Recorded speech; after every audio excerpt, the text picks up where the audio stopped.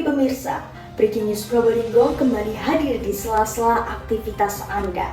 Bersama saya Yesenia Hanla Pasha akan membawakan berita pada pagi hari ini dan tentunya dengan topik yang hangat serta bermanfaat bagi seluruh masyarakat Indonesia.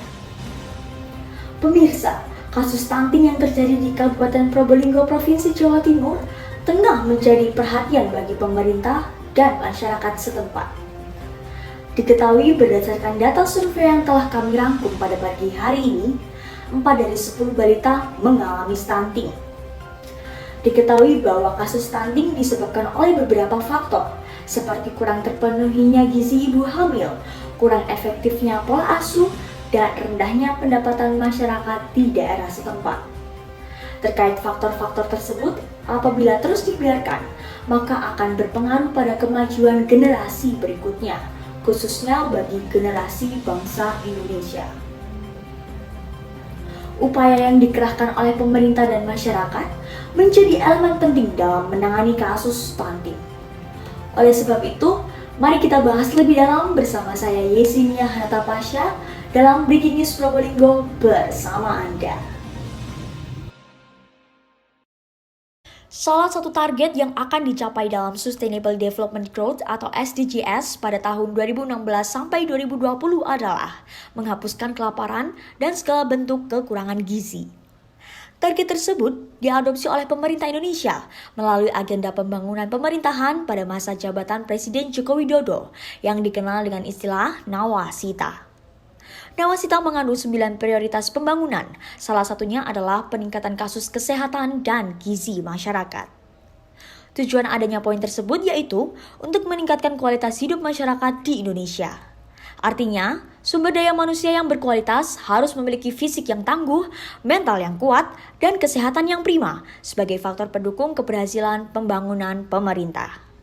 Oleh sebab itu, asupan gizi seseorang yang terpenuhi menjadi salah satu faktor penentu terciptanya sumber daya manusia yang berkualitas.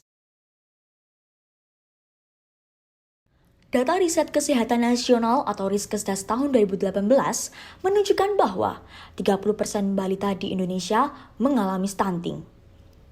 Kondisi stunting di Indonesia tergolong sangat tinggi apabila dilihat dari ambang batas prevalensi stunting dari WHO yang mengkategorikan angka stunting 20% sampai 30% adalah tinggi dan lebih dari 30% adalah sangat tinggi.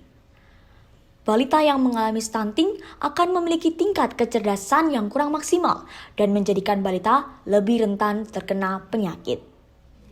Hal tersebut tentunya akan berpengaruh terhadap pertumbuhan dan perkembangan bangsa Indonesia. Apabila keadaan tersebut dibiarkan dan tidak adanya penekanan angka stunting, maka Indonesia tidak akan mencapai kesejahteraan kesehatan yang maksimal. Beberapa wilayah di Indonesia tentunya memiliki berbagai permasalahan kesehatannya masing-masing. Salah satu daerah dengan status stunting relatif tinggi yaitu Kabupaten Probolinggo, Jawa Timur. Menurut data Riskesdas tahun 2018, angka prevalensi di Kabupaten Probolinggo mencapai 39,9%.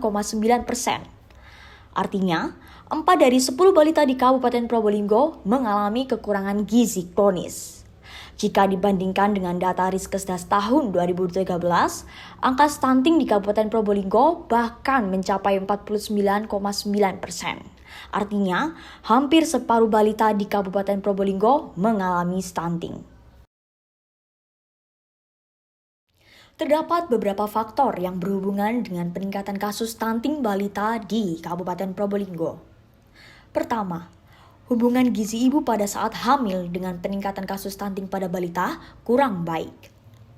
Kedua, hubungan pola asuh dengan peningkatan kasus stunting pada balita kurang baik. Pola asuh yang kurang baik pada anak dapat memicu terjadinya stunting 3,6 kali lebih besar dibandingkan dengan yang memiliki pola asuh baik. Dan yang terakhir, hubungan faktor ekonomi dengan peningkatan kasus stunting pada balita cukup mempengaruhi karena disebabkan oleh pendapatan keluarga yang rendah.